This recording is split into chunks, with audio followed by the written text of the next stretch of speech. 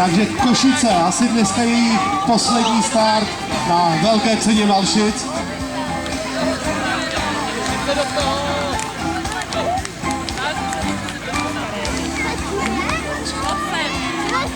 Časomíra přichystána.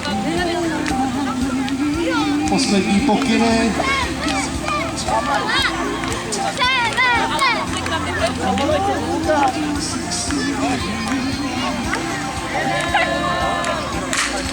Tak a na toho, jeden. Ukažte mi perfektní čas, co umíte nejlíp.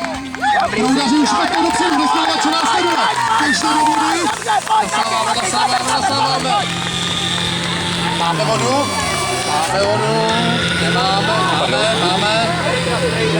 Máme. Voda už jde do béček, je na rozdělovači. Proudnic. A dále se střiky, výborně. Krásný Košice, čas 24:60.